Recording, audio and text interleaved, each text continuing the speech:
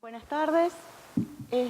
Para empezar a pensar en la infraestructura que necesitamos, de acuerdo a este modelo de universidad que queremos, es necesario empezar por hacer una mirada retrospectiva, cómo fue el crecimiento físico de la universidad y a partir de ahí poder empezar a planificar qué acciones a realizar a corto, mediano y largo plazo.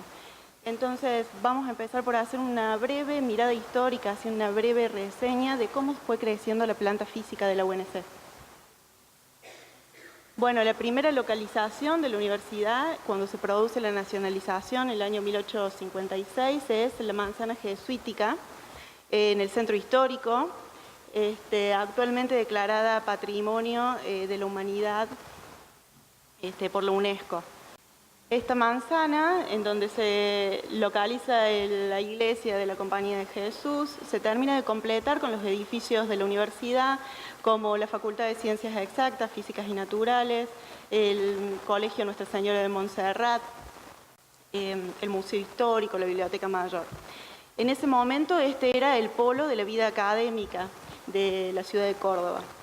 Y a medida que fue creciendo la universidad, fue necesitando expandirse hacia otros sectores. Entonces, se fue, aparte de nuevas localizaciones en el centro histórico, empezaron a aparecer nuevas dependencias en otros barrios tradicionales de Córdoba, como hacia Barrio Observatorio, con la construcción del Observatorio Nacional, un hecho importante porque fue fundado por Sarmiento, hacia Barrio Alberdi, con la construcción del Hospital de Clínicas, que fue también un hecho importante, ya que ahí se empezaron a localizar, a partir de la actividad académica del hospital, que tenía en ese momento y que todavía tiene, se empezaron a localizar los estudiantes en ese sector y también empezaron a aparecer pensiones y residencias estudiantiles.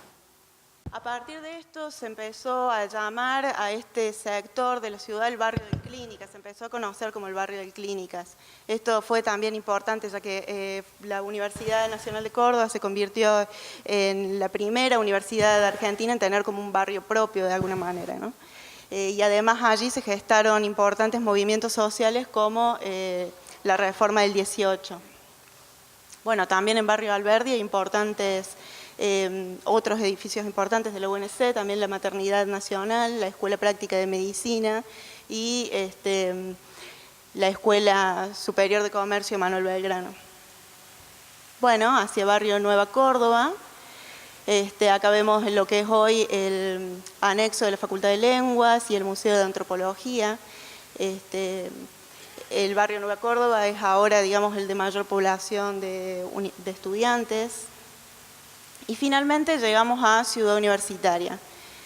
Si bien ya había habido un proyecto por el 1909 del arquitecto Cronfus para una ciudad universitaria, para un campus de la UNC, con el objetivo de descentralizar, descomprimir un poco el centro histórico, recién con el traslado de la Escuela Práctica de Agricultura y Ganadería, en el año 49 aproximadamente, se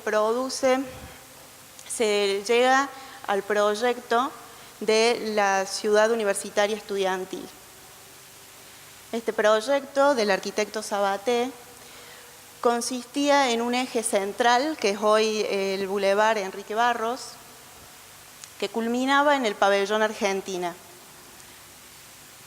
A los lados de este eje aparecen los pabellones, pabellón Francia, pabellón Perú, pabellón México, que estaban destinados a albergar estudiantes de esas localizaciones, ¿sí? Que provenientes de esos países. Lo mismo que el pabellón Argentina. Digamos que en ese momento el proyecto no era para actividades académicas, sino que era solamente para residencia estudiantil y también recreativa, pero solo para estudiantes. Sucede que cuando se termina de trasladar los dominios a la universidad, año 1957 más o menos, las facultades, las unidades académicas estaban funcionando en locales que no eran adecuados para ese fin. Entonces, y además en muchos casos eran locales alquilados, entonces se empezaron a trasladar y a instalar en Ciudad Universitaria, en estos edificios remodelados y también en los edificios remodelados de lo que había sido la Escuela Práctica de Agricultura y Ganadería. En el año 1962 se llama a concurso para una refuncionalización de la ciudad universitaria, en este caso ya con el objetivo de concentrar todas las actividades de la universidad en este lugar. El proyecto ganador plantea grandes conjuntos edilicios por unidades académicas, respondiendo un poco a la organización de la universidad.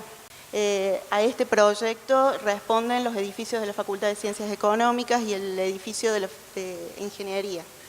Bueno, y lo que no había tenido en cuenta ese proyecto fue un poco esa necesidad de crecimiento constante de la universidad.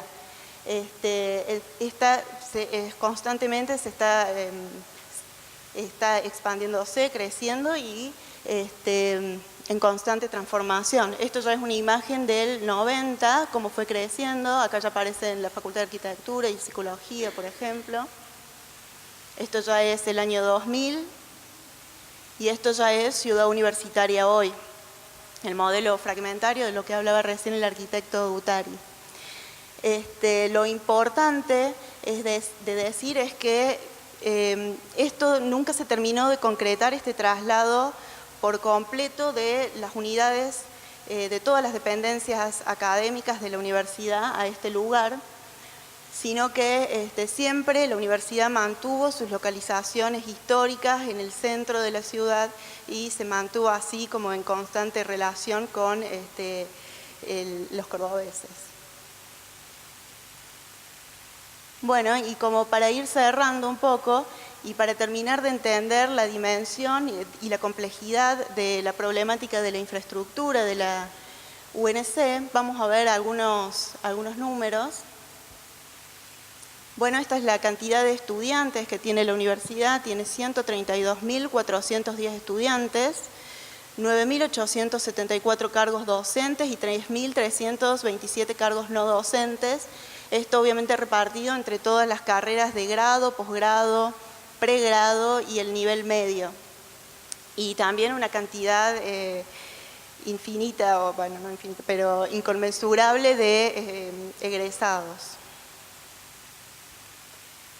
Actualmente la superficie de los terrenos de la UNC es de 1.167 hectáreas más o menos. Esto es como la superficie total en todas sus distintas localizaciones, en el centro y los barrios de Ciudad de Córdoba, el campo experimental de la Facultad de Ciencias Agropecuarias, Ciudad Universitaria, la Estación Terrena Aeroespacial, Bosque Alegre y Vaquerías. Aproximadamente el 80% del patrimonio de la humanidad de la ciudad de Córdoba pertenece a la UNC. Es decir, el 80% de los edificios de la manzana jesuítica son propiedad de la universidad, pero también es propietaria de una gran cantidad de edificios patrimoniales como el Hospital de Clínicas y el Observatorio Nacional, por ejemplo, y también el edificio de la Escuela Manuel Belgrano, que es una importante obra de arquitectura, que también está por ser declarada monumento histórico. Transitan diariamente por el campus de la UNC entre 60.000 y 120.000 personas. Es decir, algo así como la población entre San Francisco y Villa María, digamos.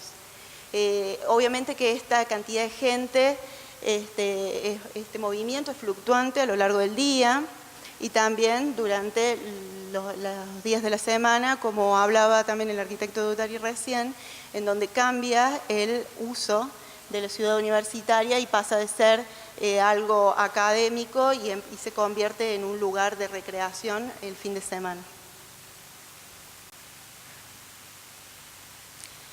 Bueno, de forma de abordar la problemática de la infraestructura, lo que hicimos desde la comisión fue plantearnos estas preguntas, estas 4 preguntas, como ejes de análisis.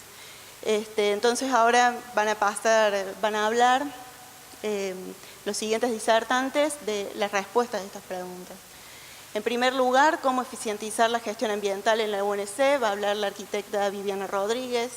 cómo revertir el deterioro de los espacios públicos en la UNC, de lo que va a hablar Laura Vargas, cómo mejorar la movilidad y accesibilidad en Ciudad Universitaria y cómo mejorar la infraestructura de servicios y las redes de abastecimiento, de lo que va a hablar el ingeniero Baruzzi, y finalmente cómo superar la fragmentación de la planta física de la UNC, de la llamada arquitectura de periodos y delinear los nuevos emprendimientos. Bueno, los dejo entonces ahora con la arquitecta Rodríguez. Muchas gracias.